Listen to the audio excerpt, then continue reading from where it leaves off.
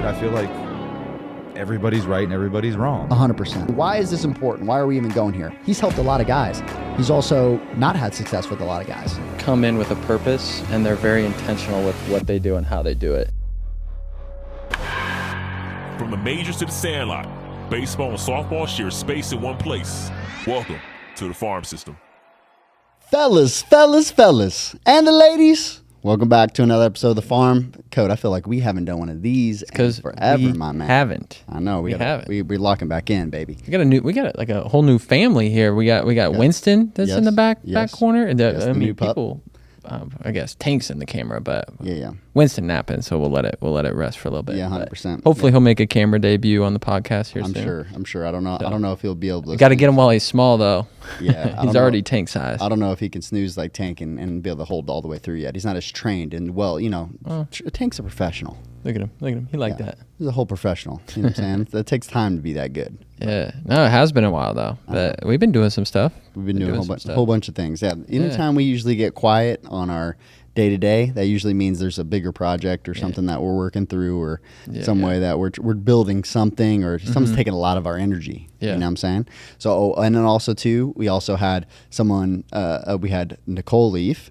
She took a job with a different marketing company, awesome for her too as well. That's been in that time period as well. So we've been adjusting and pulling some other things too. So excited for her and all the new ventures that she'll do, as well going on. And she did a great job marketing for us. So we appreciate that as well. So that's been useful. But definitely some readjustments and some things on our staff of things we're responsible to and working through for sure. So, Coat. Yeah. What you want? What you got? Well, with all that being said, let's just hit it right where it's at. You've been gone a lot, and it's been a lot of softball. Yeah. So let's dive into that. You went up to Oregon Stanford Series, then the Pac-12, and then you ended up down in the Women's College World Series in Oklahoma City. So, with all that being said, one, anything that you picked up, just like softball culture, that's a little different than baseball, or anything in particular that you notice that's different. I got a sister, so I know my tidbits that I got that I noticed, but anything in particular that you can kind of think of, just being around a lot of high-level softball players, and the best of the best. You're at the World Series, so anything in particular? Yeah, no, I think some of the biggest things that I picked up is just the differences. I've been talking about this, that I've actually been watching a lot more softball than baseball, not only because we have so many players that are also in the softball space and we've made some big jumps that way, but also too, some of the bigger things that I've loved about softball is I kind of think of it like indoor soccer.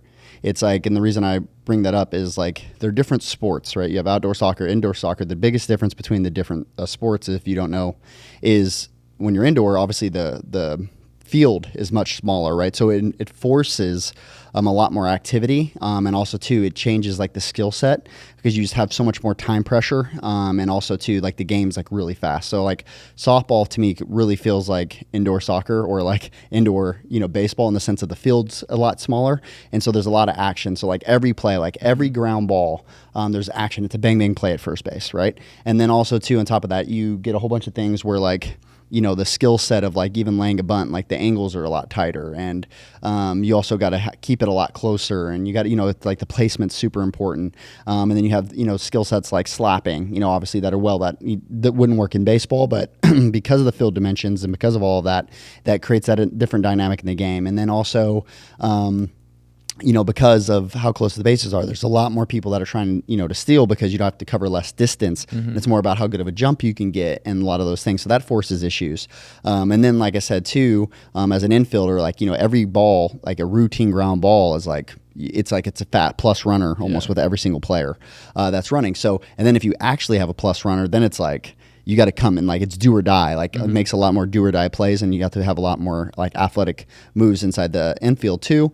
And then also because the fences are closer, you have like more home runs, and they could be game changing. And like a girl could clip a ball and still hit a homer. So it's like you have a lot of these things that like speed the game up and make it. It's not like a they are different sports. You know, it is a different sport, and they require different things. And also because the pitcher's so close, the time pressure and like what's required from a hitter from that standpoint, when you just limit like time pressure, is super important. Now the ball is obviously covering less distance over time. So like, yeah, there is a big difference just because the reaction time is similar, or it might be even, you know, tighter for softball pitchers, depending on, especially some of these girls throwing up to 76 from that distance, and their release points and all that stuff. It's so on you, but it's a different problem still though than having a ball, because you have more room for error. And what I mean by that is, like, while the time pressure is still in, you got a bigger ball.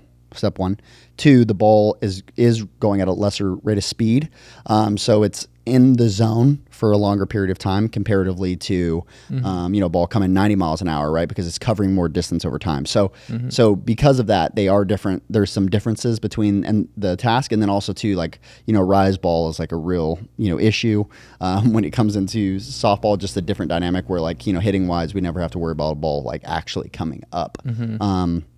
If anything, you know, again, like I said, it might ride a little bit longer, but like they literally have an angle that the ball's coming up. So, yeah, just a, you know, difference there. But I also think with the, you know, athlete wise, I think it's also different in the sense of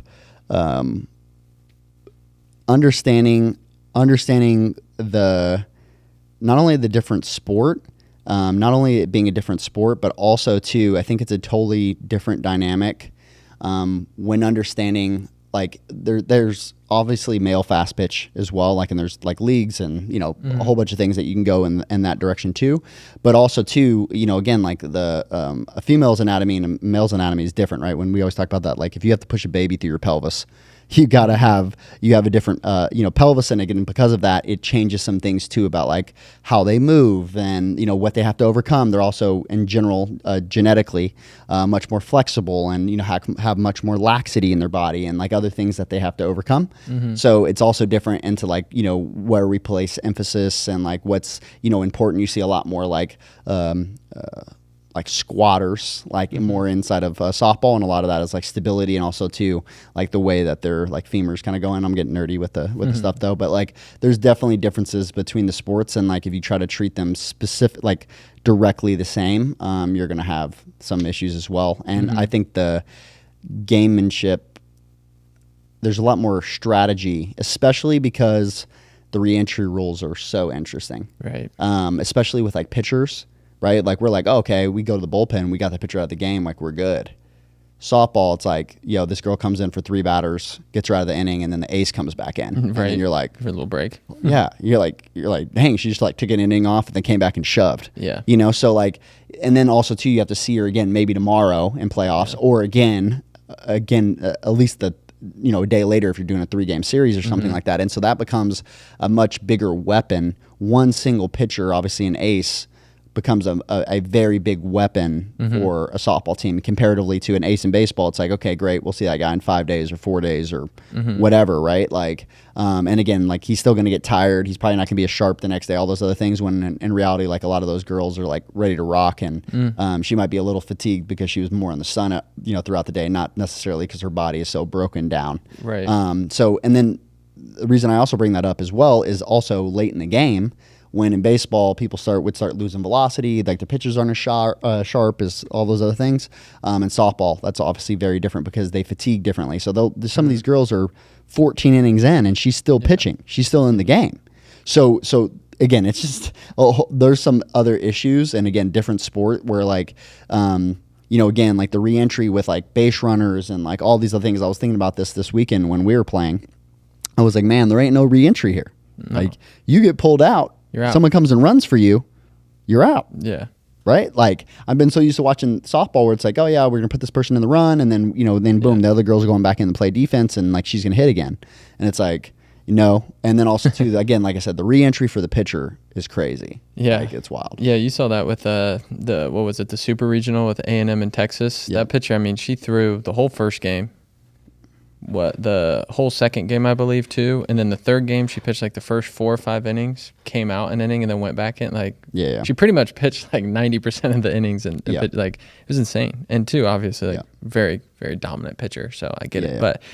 yeah, just being able to like ride your ace like that, like that's crazy, you know, to be able to do that. But also another thing too, I feel like, not that it's not important, because movement is, you know, Tank over here moving right there. Not that movement's not important in softball, but one of the things I feel like I've noticed a lot is just the drastic speed change between the fastballs or their pitches with velo and like the changeups, and like the problem that causes compared to, you just don't see, if we're going like big league level, you just don't see a pitcher with like a really high velo fastball and then like a 75-mile-an-hour curveball, like with just a 20-mile-an-hour difference. Like some of those girls are throwing 76-mile-an-hour changeups and like, you know, 60, 58-mile-an-hour or, you know, fastballs, and then 58-mile-an-hour changeups. And from that, like, that's a crazy speed difference. Not that movement's not important. I'm just, the difference between that and like what the problems you see in soft or baseball are quite a bit different from that standpoint. Like the time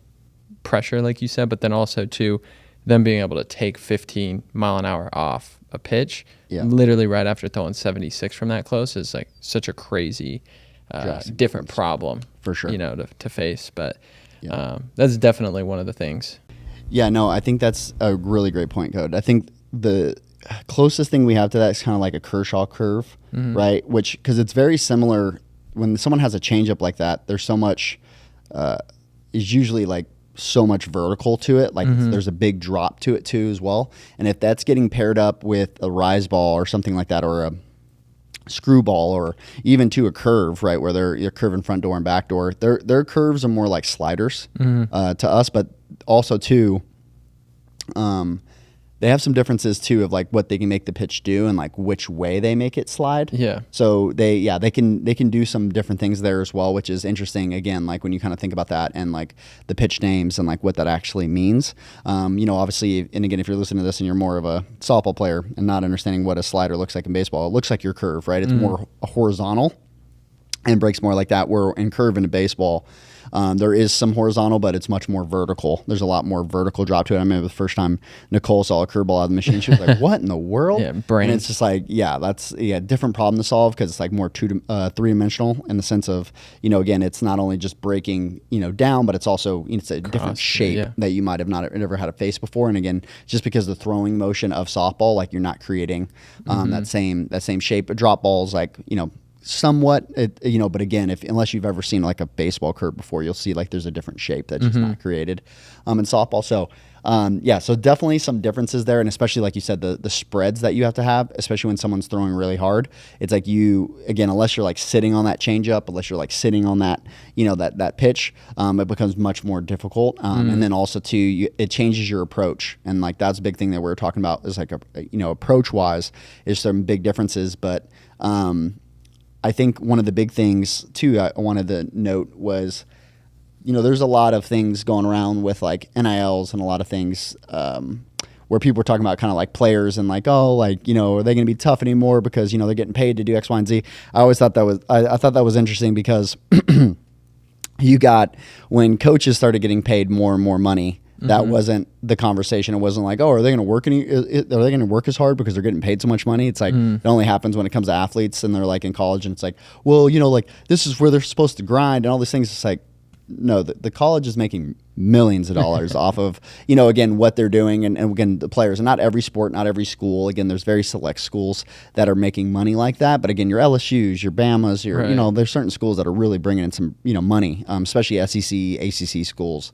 that are bringing in, you know, quite a bit of money for those things. And now the PAC's disbanding and kind of merging with some other conferences. And again, that will kind of spread that as well. So we'll see what that does. But I think one of the things I wanted to bring that up is because of me being traveling is that, you know, again, we had two of our players in two different scenarios, back-to-back weekends where I was like, yo, like these girls are grinding. And what I, you know, again, for example, like, and we're going to have Riley on a future pod here soon too. But, you know, for example, like when I went out and I was hitting with Riley over at Bama, dude, like the other team, and the only reason we didn't, we didn't hit at their facilities or any of the stuff was they were playing Tennessee, and Tennessee has a designated time that they have to go and train at the facility. So the only time that we could actually get some work in is we had to go over to a different field, right?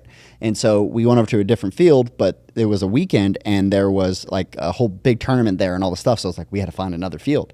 So then we roll up to this, like, bro, I have videos of it. It's like some wretched field. Like it's just so like I think it's like some middle school field that was on the side or whatever. And we literally, went on it, and like Riley didn't care. Like just literally, okay, like let's get our work in, and it doesn't matter. We had no L screen, none of the stuff, and like literally got some good work in that day. And then the very next weekend, I went out to Stanford, and Allie was like, yo, like I want to hit.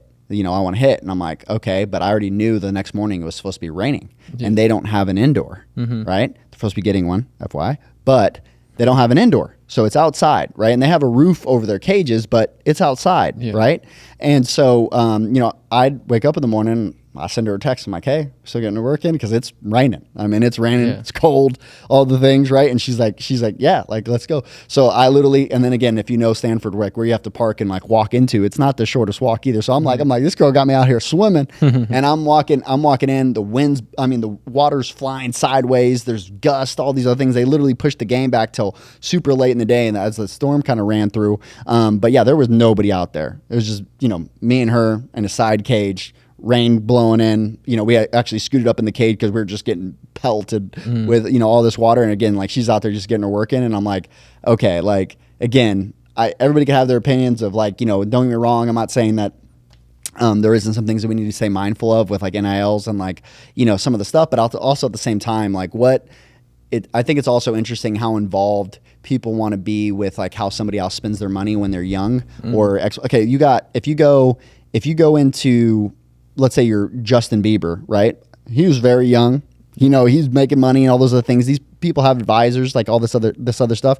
If you're that talented and you're doing something that is making a whole bunch of people, I get the people that really don't want the kids to make that money are the ones that are capitalizing also the most from that and taking in that money. And then also too, again, like the money is coming in, and what is it coming in for, right? Like again, those athletes, again, just like any other professional, sport, and you can say, oh yeah, but they're not professionals. It's like, okay, well, Justin Bieber, when he was 15 years old and he's selling out, arenas, who's that money supposed to go to?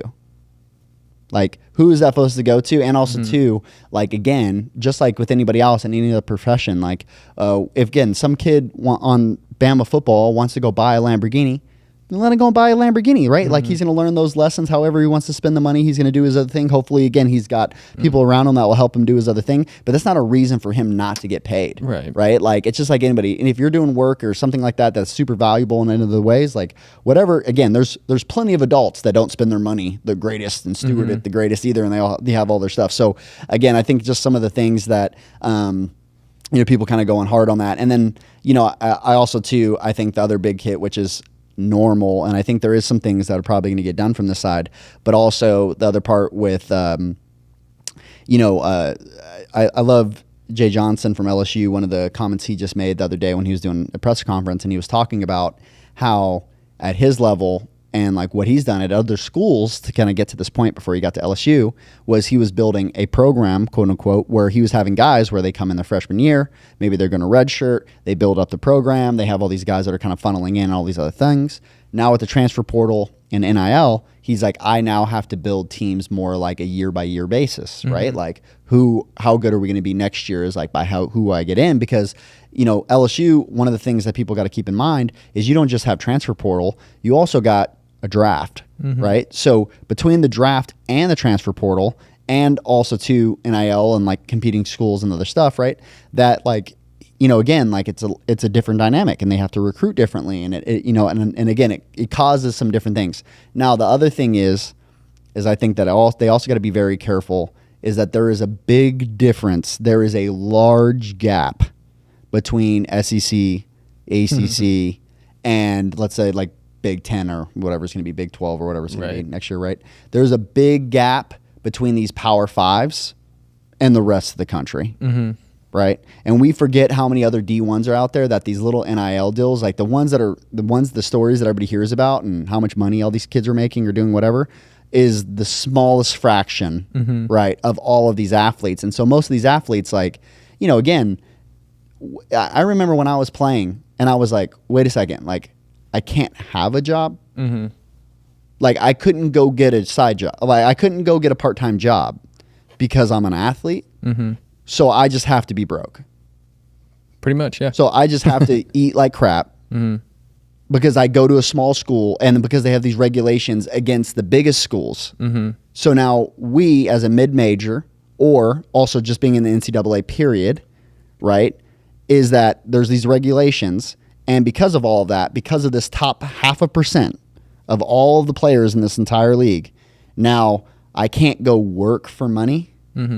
Like that's just it sounds illegal from the get-go, right? Like that, and that was the regulations of being like, because, and I also get it, just so you know, like where was that coming from? The reason that was that way was because people would go and have a part-time job, but be getting paid $100,000 or a full-time job, but they would be, you know, at a bookstore, but the guy actually owned a car dealership around the corner or whatever, and they were writing him checks, and that's how illegal stuff. Like, so they were regulating all of these things. The NCAA was trying to regulate all of this. So I do think that that's, you know, interesting, and it's a different dynamic. And again, it might feel, you know, there's all these changes happening, and it might feel like the Wild Wild West.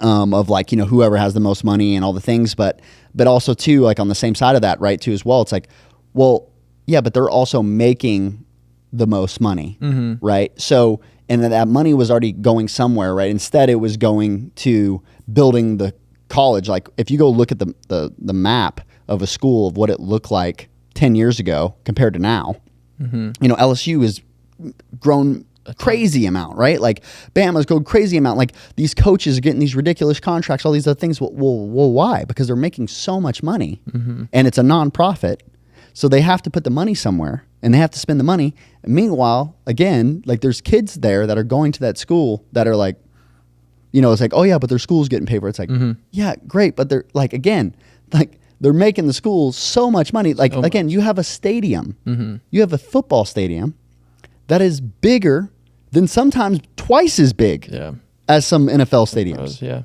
So if you look at that and you got 100,000 fans going to some of these crazy stadiums, like LSU can sit like 110 if you also filled the floor. I knew that just because of when I went there that one time for who did I watch and kind of think Garth Brooks. When Garth Brooks was there when they filled the ground, but it itself can fit like 90-something thousand fans if you just sit in the thing, right? Like so they get these crazy amount of fans and what that does for all those games, and then also too all the food that's sold, all the, you know, and again everybody all the tuition that comes in because people are sports are mainly for marketing, right? So that they get them on TV. Think about it, like that's how people think. Like I want to go to Bama.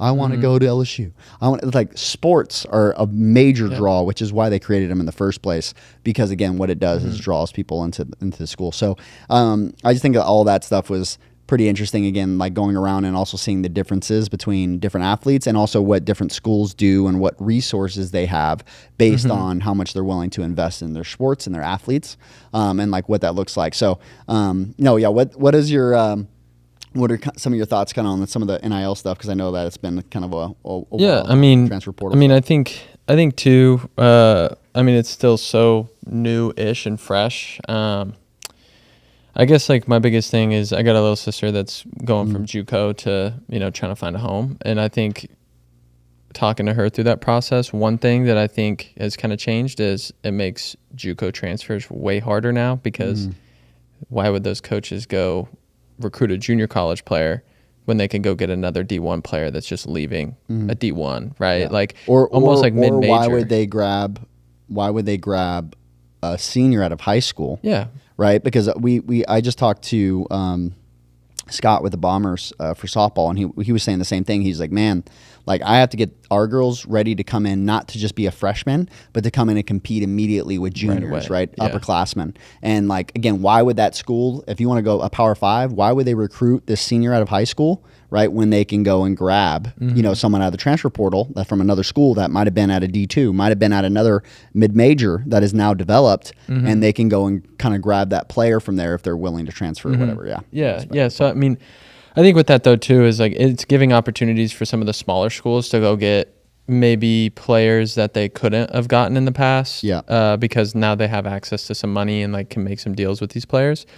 And with that being said too, like you can treat like a mid-major like a JUCO now as like you can go for a year, go play all the big schools in midweeks or whatever. Yeah. Go show off that you can play at that level. Yep. And then they're probably going to try to get you after your freshman or sophomore year. Which is kind of what happened with Beaver over at Bama. It was the same thing, right? Like she literally just went to Bama for her senior year, and it was major for Bama. Like she was the ace. Yeah. She came in and again got them, led them to the World Series, right? So that was a major, again, coming from, a smaller school, right? And where she pitched against Bama and had some success. Yeah. And then the next year gets in the portal and then goes to Bama there. next year, Yeah. right? And finishes her senior year there. Yeah. Yeah, no, and I think too, though, one of the things that I think needs to, and I think it's gaining some traction, but needs to be at the forefront of people's mind is when you're giving kids this money, as we've seen throughout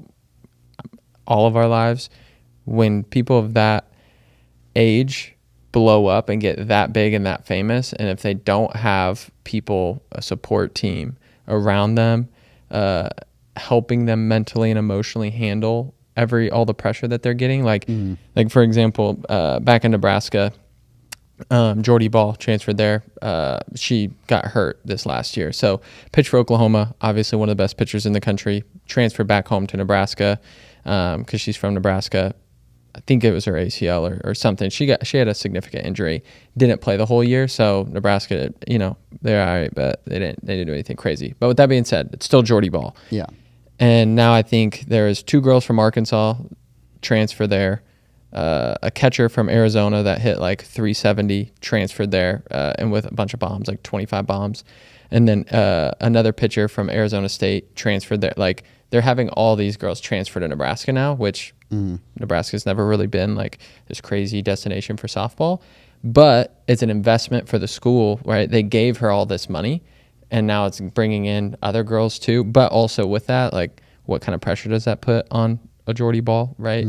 They give her $1 million in NIL money, and you get this pressure of like, okay, I'm trying to attract other athletes to come play here, essentially, which maybe that's not directly what they told her, but in the back of her head, like, she's not going there to lose, right? She just won a World Series, she's not going there to lose. And she knows that part of that is like getting girls that are that caliber of player to come to Nebraska. And then also to be on the field and be healthy and perform. And, all the pressure that comes with the NIL is like, we want to, immediately get defensive because we couldn't make money when we played, but also the pressure that comes with that and all of the extra, hey, you got to go shoot a commercial for these people because they're the ones that are flipping the bill here. Like, hey, you got to go make an appearance here. Like, on top of being a full-time student and an athlete that's, traveling the country, doing all these things. Like, there's a lot of extra pressure that's added with that money. And so with that,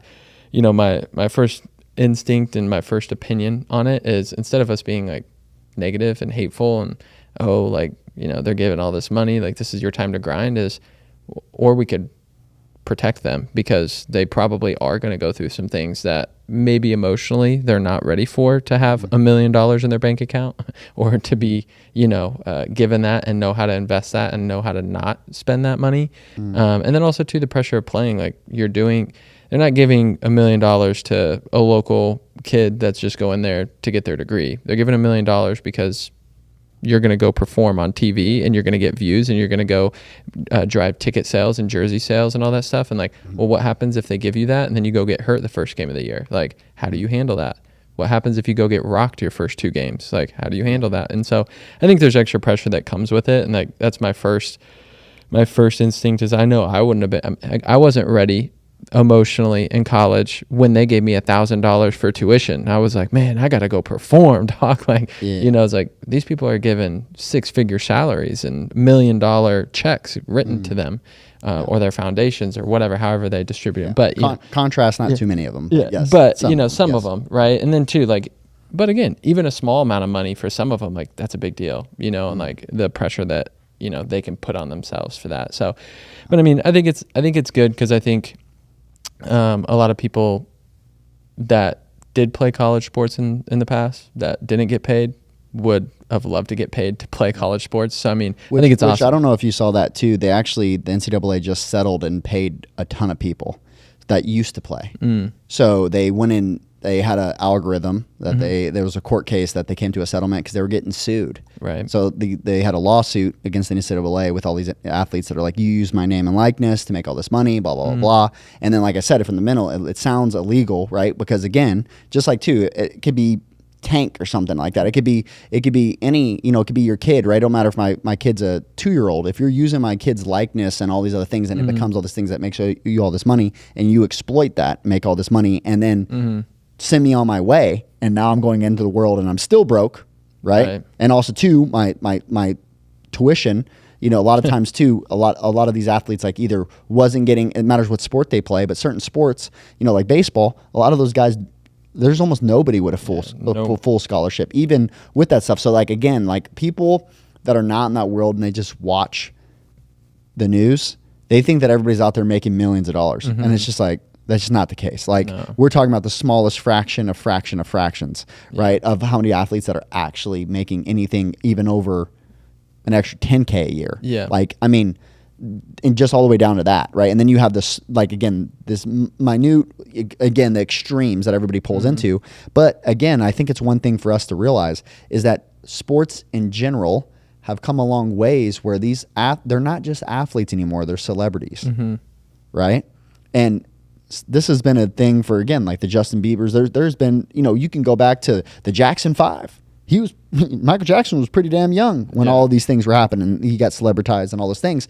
And like you said as well, definitely resources and all these things. But also with that, again, that's part of the competitive side is like there's a lot of schools that have a lot of support systems that are built in, where again, they have a whole, mental health department where they have 6 different people that all have different roles and all these other things and like how they, roll out these resources to a lot of their players. And then also too, a lot of these athletes that do, obviously when they're negotiating these types of agreements, they all have agents. They all have now, because that's been released, where they are more professionals. They have these, advisors and all these other things that are helping to manage, a lot of these things when we're talking about these athletes that are going to get these drafted anyways. And also too, you got to remember too, how many of these athletes beforehand, people are like, yeah, but he can go make his money when he gets to the pros. Okay, his senior year, he tears his knee. Now what? Now all the money that he just made that school and all the money he was supposed to make years from now, right?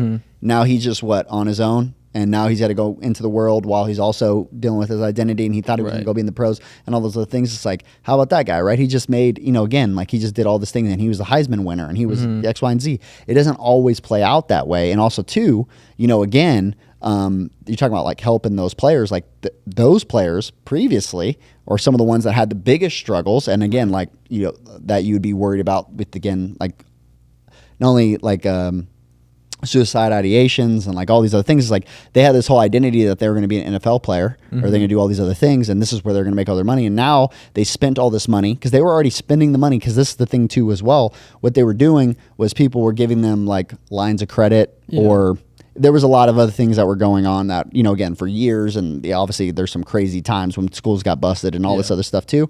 But also too, on the other side of that, again, I think everybody starts focusing on the athlete and how this is not good for the athlete. But meanwhile, you've been taking advantage and still treating them like celebrities, and still having them do all those interviews, and still having them on TV every single day, and still having them access on social media, and still having all those other things, and exploiting all of that while they weren't being compensated. Right. So it's not like you just take the compensation away and all of a sudden the school's got to stop doing all those things, because they're making money. They're making billions of dollars off that TV contract. Right. So they're doing the same things too as well. It's like when you go to those World Series, when you go to those events, like we talked about some of the supers and stuff, like I've seen there, and I've taken our players to those interviews, and I've seen all the ways that they're utilizing them and what they need to go do, and what they need to be available for, and after the game, and press conferences and all those other things, right? So and also too, right, like they are very useful, and they are celebrities in their areas too, where like, again, if you go to Bama, or let's take LSU for example, LSU notably has a big agreement with Cane's, right? So Cane's chicken finger place, yep, that's what we're talking about, right, with the cute dog, all the things, right? Sounds good. I might eat it later. And so some of the things with it, right, is like those athletes at the time, sometimes those athletes, that's the only time that they can take advantage of that likeness to its max capacity is when they are in college, right? Where they can make that money, where that money sets them up to go and start their family. That money starts them up to go and open a business. That money starts them up to make those transitions, right? So if that's the time in their life, right, that they're able to utilize that, they have an opportunity today that they might not have a year from now, 2 years from now, 3 years from now, right? Like their biggest time and they can utilize their likeness and all of the sacrifices that they've made, all the, tens of thousands of dollars that they spend on traveling the country every single year, having private instructors and all those other things. Like sports have been, it's a much bigger thing. It's been professionalized and celebritized much earlier on than you think when they actually get to Division One. Like these girls are, doing that even as well. Now, I'm not saying that there's not going to be any regulations. Someone came up with an interesting idea the other day that I was going to see what you thought about this too. Somebody said, what if they create almost like, how there's like a new tier. So, you got Division I, Division II, right? But what if like the Power Fives in those conferences are in their own, they compete against their own, and you create a new competitive balance by having the schools that can only create this much income, that they're a different tier, right? Yeah. And almost like major league teams, minor league teams, some of those other things. Yeah. Because again, a major league team, if it was competing against a minor league team, it has more money.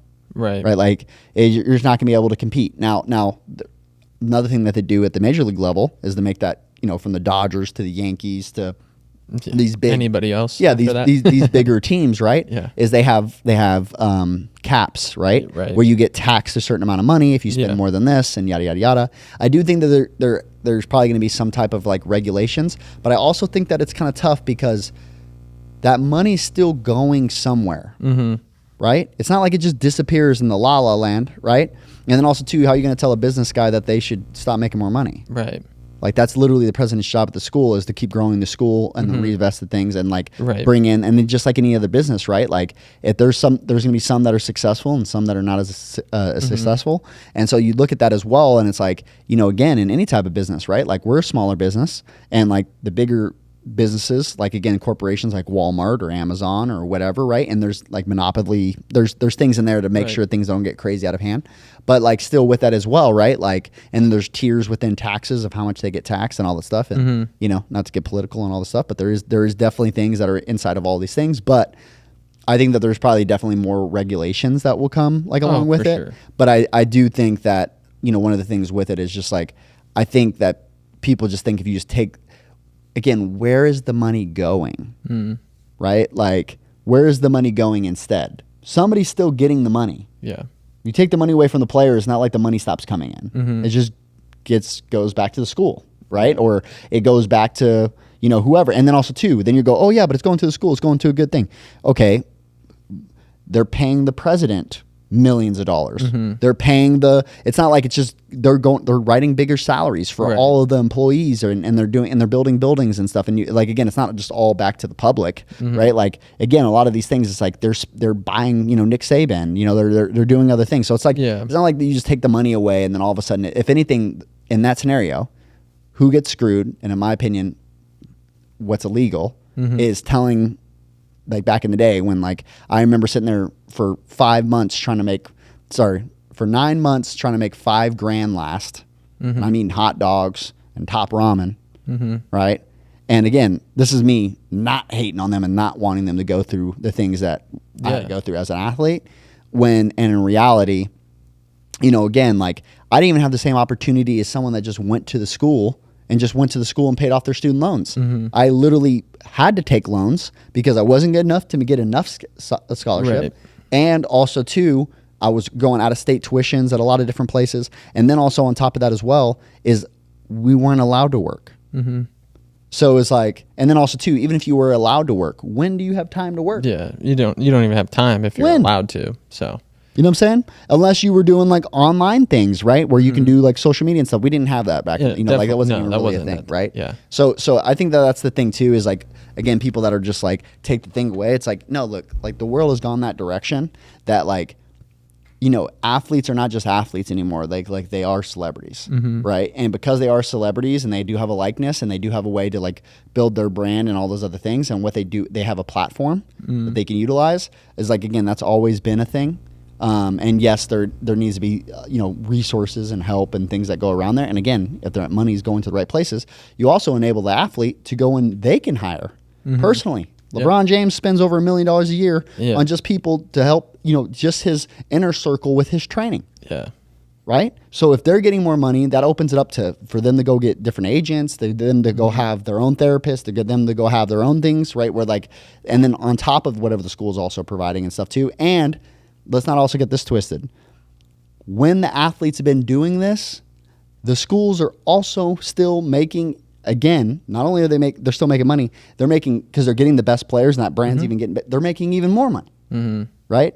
Now, again, I don't know what it looks like revenue-wise, P&L, and like they do all this stuff. Yeah. But my point is again, gross-wise, is like, again, when you're providing businesses more ways to create income, and again, like to utilize like other players' likeness and all those other things, it's like, again, it's been good for like businesses like all the way around. Yeah. Well, I mean, you can also too with that, like you can give NIL money to a player that's not from that state, and now you're getting that market. Like maybe that softball player came from Missouri, right? It's like, well, whatever high school they went to, all of those people are following her. And then she went to Texas. So like, you're also, not that Texas needs a whole lot of help building their brand, but also like you have the ability to access different markets that way too. So it's like, ultimately it's helping everybody in a sense, by being able to pay players, in my opinion. It's not,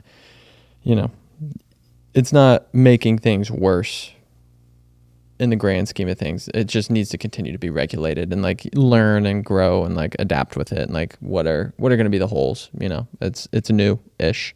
People have been paying people under the table for a long time. It's just how can you regulate it and make it, not as illegal as it was. So yeah, and also too, maybe they need to switch it to more of like the MLB where there's like contracts. Okay, I'm gonna sign this contract with you. Yeah. Right. And this is what that's going to look like, right? But with that being said, the coaches also sign a contract and have the ability to take a higher contract. Yeah.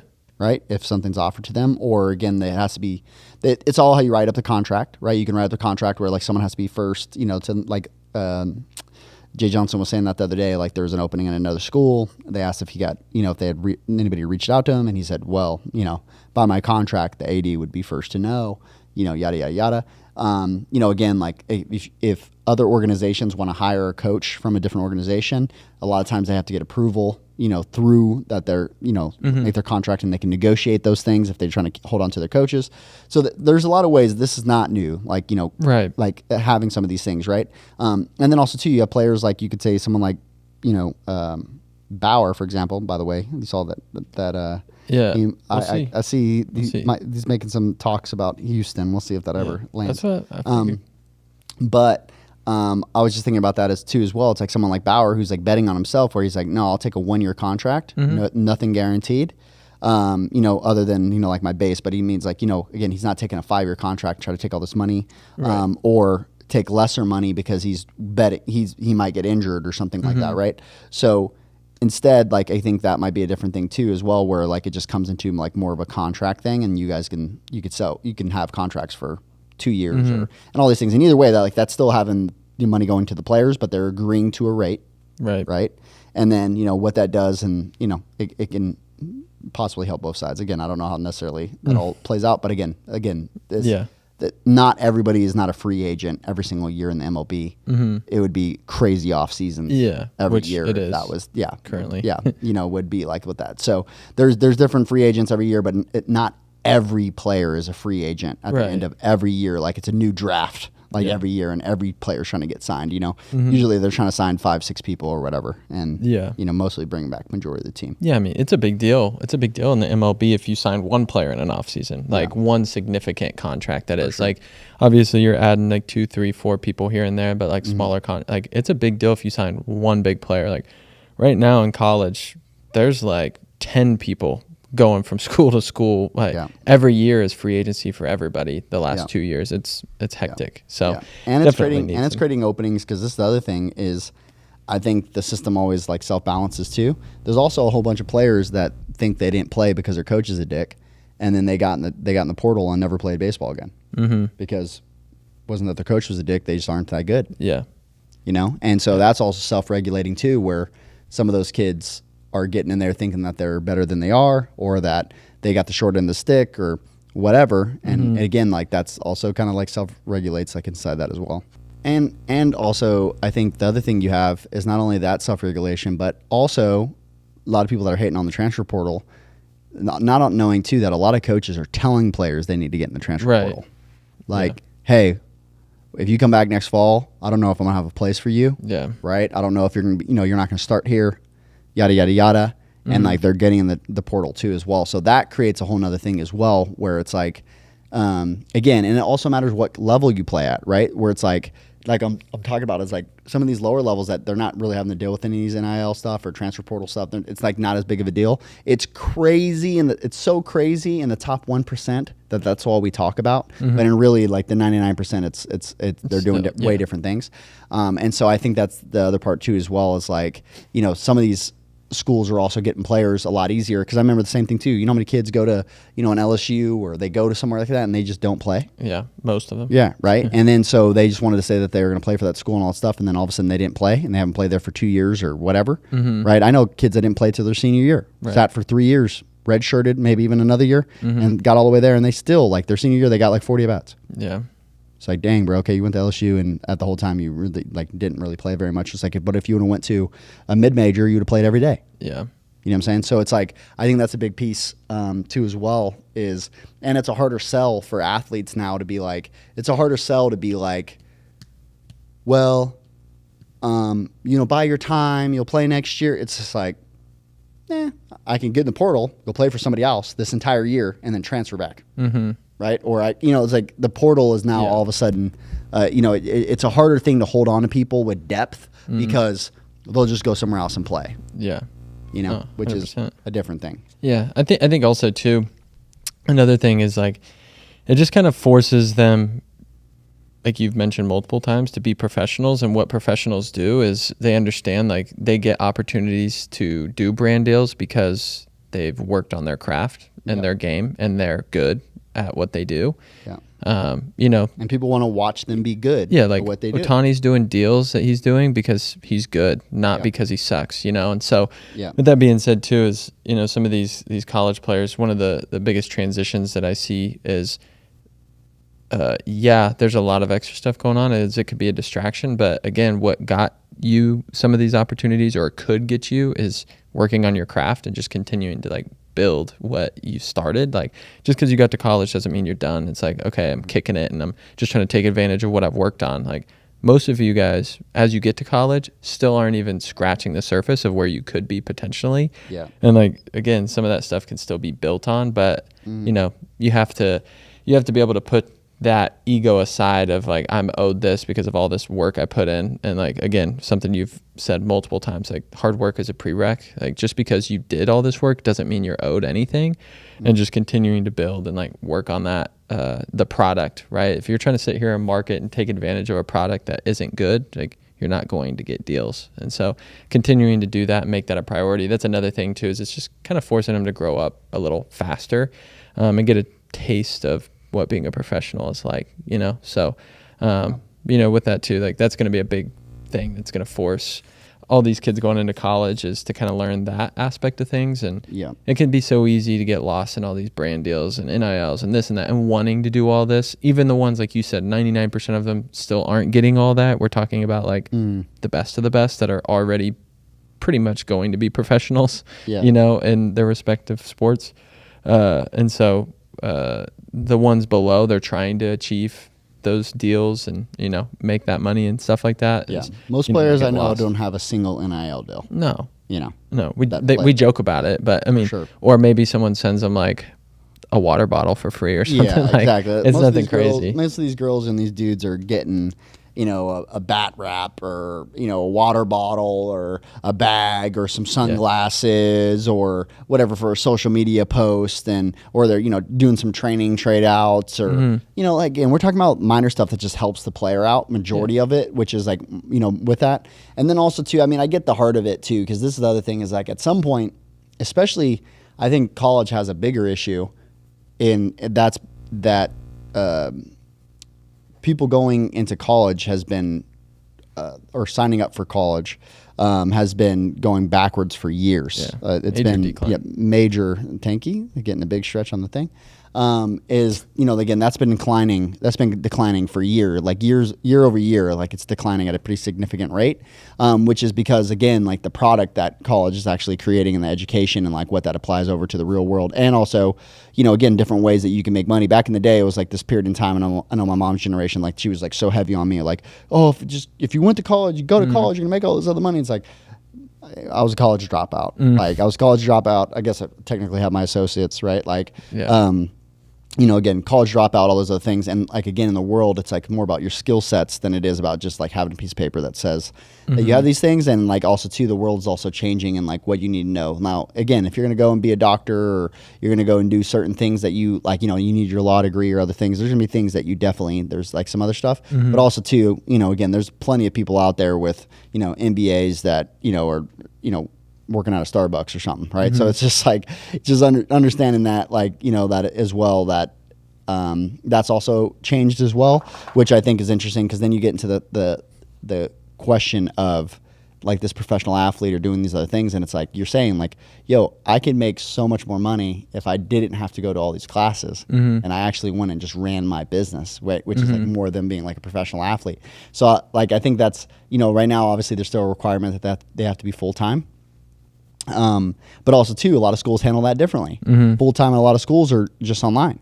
Yeah. Right. Yeah. Most of the players that we have during season, they're online the whole time. They don't go to a single class in person. Yeah. To some capacity for sure. And at least a couple classes. Yeah. Right. So I think that's the other thing too, as well, of being like, okay, again, like at what point I'm sure the conversation comes up where it's like, yo, like if I miss class today, I can go make another $100,000 if I go and do this commercial. Yeah. Right. And you're telling me I need to go to class. It's like, but you got to look into the bigger thing of like, why am I here in the first place in the school and like all the things. Like I get it, but what I'm saying is definitely too, the world's definitely changing. Yeah. Right. And what these players are being asked to do and the platform that they have and like, the reach that they have, and also people want to watch them play. Right. So I think it's an interesting thing too, as well, of like what that does. And because I know a lot of people are like, well, might as well just be professional sports. And like, I get it. But also at the same time, again, so what do you do? What do you do? Like, do you not pay the players? Yeah. You know what I'm saying? Like, what do you do? Yeah. I mean, kind of going into that, I know like my last year was during all the COVID stuff and like most of our classes were online. And my first thing was like, if I'm taking an online class where I don't even get to really talk to my teacher, why am I paying all this for tuition? So, I mean, you got all that too, where like the school is trying to make money. And so like, if they don't make the athletes go to school, like where else are they getting that money? Like tuition does bring in some money. You know what I'm saying? Like that is a revenue stream. While the sports bring in a lot, tuition isn't cheap, So, you got a lot of things that go on with it. A lot of those athletes, again, I'm talking about like the biggest schools, like, along with it, like a lot of those athletes are really, and again, a certain amount of money where you're looking at that, right, too, as well, where it's like, again, for how much marketing they're bringing in for the school. And again, we're talking about the highest level. The majority of the people, this is not even applicable, right? Because they're not. Most programs are losing the school money. Yeah.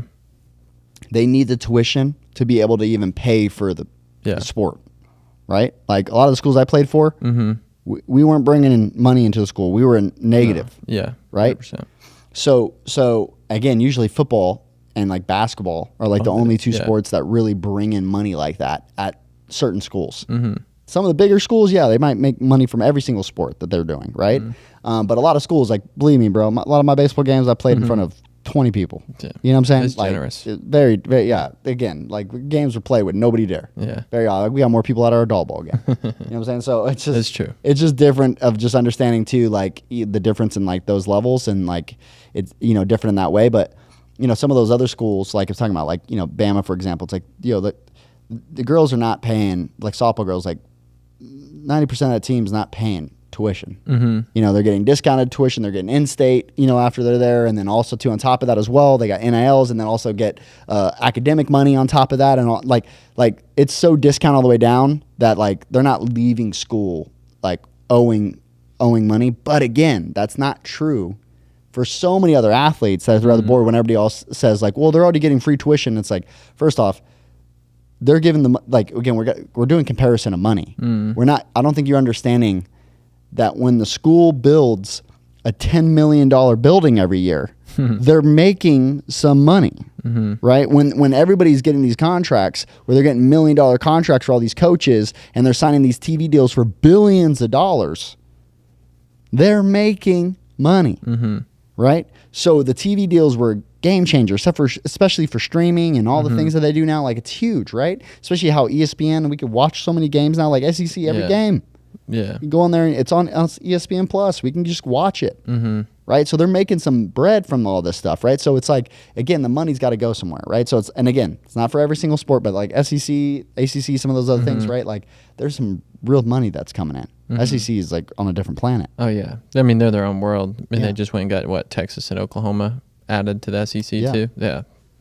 Yeah. That's crazy. Yeah. It's just a different level. Right. And then, so I just think that's the thing is, like, again, I'm not sitting here saying that I have all these answers and this is what they need to do. I'm actually saying the opposite. I'm just saying, like, it's not as easy as a solution that people think, that you think that there's just going to be, just take the money away and everything goes away. Like, there was problems with that system too, and what was going on with there. But, I think, and then, like I said, and even with that being said, with those schools, like I was talking about, like, they have some NIL money coming in, and again, it's not like our softball girls are over here making hundreds of thousands of dollars. Like, even too, the girls, we have some girls at some of the top schools in the nation, and I promise you, like, they're making less than, like, max, like, 20,000 on top. And again, some of that's going into their tuition. Right. Some of that's going into, it's just trade out a product. Some of those other things of, like, how that's feeding into, it's like, they're not value, not during cash. Yeah, you're not. Yeah, again, there's different things there, and again, along with it, like, a lot of times it's just like deals with, like, their living expenses are cheaper and they do a video like that and they don't have to pay rent because of this or whatever, right? Whatever those things are, right? And so I just think that that's the thing too, as well, is, like, for people to really realize, like, again, like, most of the money that we're talking about, and anytime you see some crazy story, almost always is football.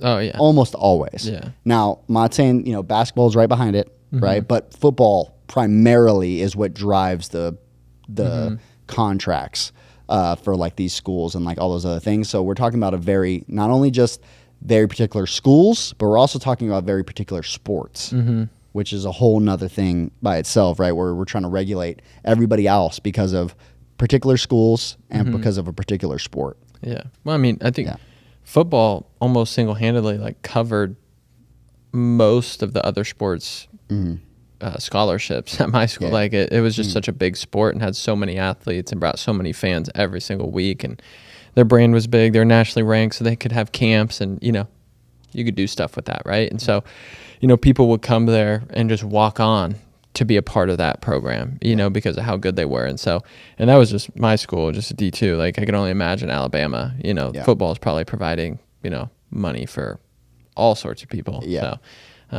But yeah, no, I mean, specific sports for sure too. And then, but softball is getting bigger. I mean, the more and more I watch, like, some of those super regionals and regionals as playoffs, like, those stadiums were packed. Like, kids want to go watch the softball games. Sure. They're fun. I'd rather, and I think this other thing, I've made the comment before too about this, is, like, because softball, and I've had a kind of a change of thought with this too, it's not a lesser version of baseball. It's a different sport. Yeah.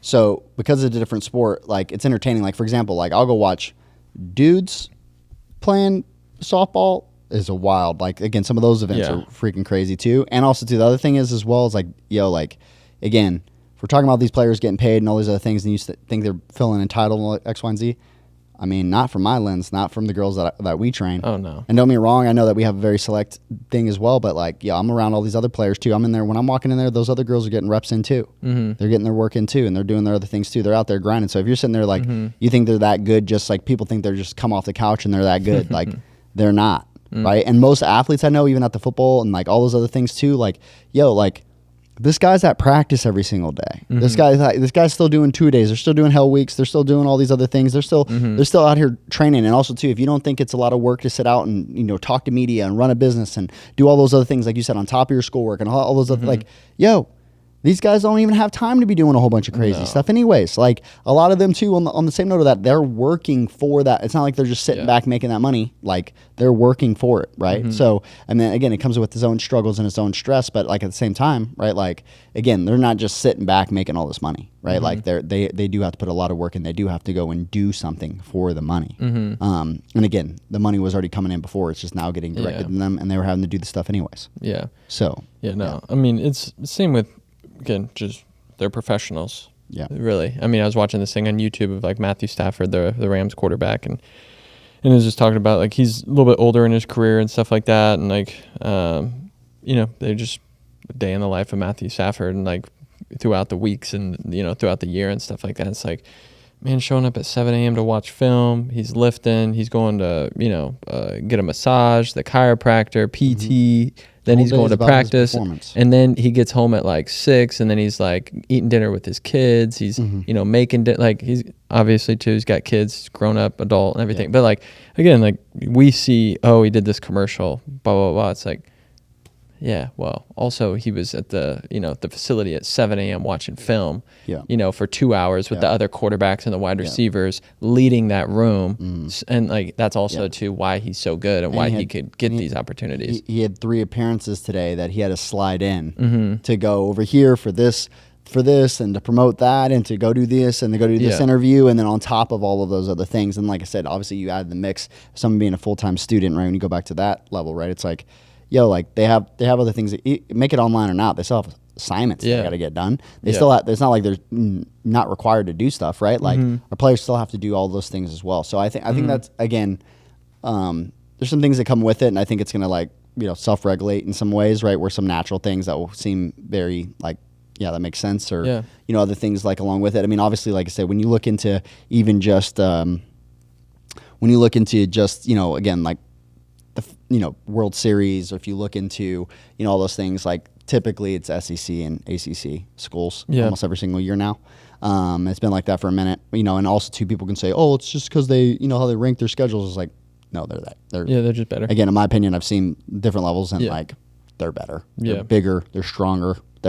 You look at an SEC player and you look at like across the board. Now, do you have somebody that might match up with them? Sure. For sure. Right. But again, we're talking about depth all the way across the board. Though, 100%. And I'm not saying that there is no schools, no mid-major. Again, we used to beat, SEC and Power 5 schools and like do other stuff too. But again, we can match up with somebody for like 1 day, 2 days or whatever. But we're talking about like over a season playing somebody in the top 20 every single, week, doing all those other things. Like there's levels. Yeah. And it's okay to be like, like these players are just better. Right. And it is what it is. And so, again, the same thing, too, when we train the players in house, like, these players are just better. They're stronger. They're more athletic. Again, like mentally, they're, again, much more progressed and much more mature in certain ways. And a lot of that stuff, too. So I think that's the thing, too, as well, as just like acknowledging with it as well. It's like there's just levels to it. And some players are better in the top. And the difference between good and great is drastic. Oh, yeah. Like drastic. And that's the thing I think a lot of people don't get either. They think it's going to be like what they went from like even average to good. They think it's going to be the same work to get from good to great. And it's like, it's times 50 to get from good to great. There's so many good players that will never be great, And so I think that's the other thing as well, is like people think that it's the same amount of work to get to each stage, and like it's just not. Like again, the difference of like you could be at a Power 5, you could be at one of these schools, you could be in the SEC, you could be on Bama, you could be all these other things, but like if you're gonna be, the difference between being on Bama and being a four-time All-American is at Bama is dramatically different, right? There's a lot of girls that will play there that'll never even be an All-American. Like there's a lot of girls that'll play there that are like, there's just even too, just to get. I thought this was interesting when I went and visited LSU a couple years ago. They were like, like at some point it might be easier to be All-American than it is to be All SEC because the SEC is so loaded. Yeah. It's so loaded with so many players that it's like, there's less spots to be All SEC than there is to be. Yeah, you know, go play at a All-American. Big 12 school and have better stats and be Yeah. considered an All-American. Yeah. So that like there's some interesting things that like go into that too, and like again who you are playing and like you know with that stuff. And again like the best pitchers, right? Like the big thing of softball specifically. Yeah. The pitchers are so dominant. Yeah, the best you know? competition every single week. It's like, you're hitting 310 when you could hit 410 over here, but also you're facing the 5 best pitchers every single week in the SEC. Like, okay. Like, you go face Paul Skeens every single day. Like, every time you get an at-bat, it's against Paul Skeens. You probably won't hit super well. Like, No, 100%. you know? Yeah, pros don't want to do that either. That's why even playoffs it sucks so much. Is like you got to face such tough pitching constantly. Yeah. And everybody's just sprinting instead of like thinking about a long term like 162 games. Yeah. Like if I only have to worry about 10 games, we're gonna pitch very different. The recovery is gonna 100%. be again we can do things different. So Yeah. I just think it's a very different sport. And again, some of those things to keep in mind, and also too just from our scope too, like these players just grinding. They be out there sometimes. I don't even want to be out there. They're pushing me. I'm like, all right. They're Gotta good. Get this grinding into the fray. Yeah. If they're willing to work, I got to work. Let's get it. Yeah. That'd be nice It's no enough. joke. They're good. They're good. They work hard. They do a lot of things that I know, even me, just a few years removed, I didn't do. Like, I wasn't flying across the country to go hit privately somewhere. Like, Hell no. When I was done, I was like, I'm going to go see my family. I'm going to go home. It's like some of these players get done and they're the like, I'm going to come dedication's- out for a week. Yeah. And it's like, all right, like, cool. Like, Yeah. but, Definitely different dedication. You want to play at those levels and be that good. Like I said, Yeah. and there's a big difference between, it's one thing getting there. A whole nother thing to be dominant when you're there. It's a whole nother thing to like set records. It's a whole nother thing. Like, again, there's the gap between good to great people vastly underestimate. No, agreed. Yeah. But Yeah. all right. Well, I'll pray us out. We have some, just the last note, like on top of this, like I said, we've been working on some big projects. Oh, yeah. We have a massive resource coming out here that you guys will be seeing again, like educational resource that again, I'm super excited about, like all the things again, taking us over about 6 months now of just putting this thing together and from, ideas and pulling it. It's going to be huge for the space. And it has so much momentum already. So love that. Definitely keep your eyes on that. This is going to come out after, Paige's birthday today, but happy birthday, Paige. Shout out to you. We'll probably have the podcast here in a couple days. And, let's get it. Let me pray for us. Dear and Father God, we just ask that you, for your protection, and you continue to look over us and just, guide our path and guide our steps, God, even when sometimes we don't know that we're on the edge of the cliff. And we just ask that you take care of us even when we're not aware of it, and even when we fight back against your ways, God, that you just always be steadfast in your guidance, God, and just help us lean on you. We just pray that you continue to look after on all the athletes that are going through these different stages, God, and that you just help them navigate and protect them as well, and that we do all of these things in Jesus' mighty name. Amen. Well, until next time, Farm System out.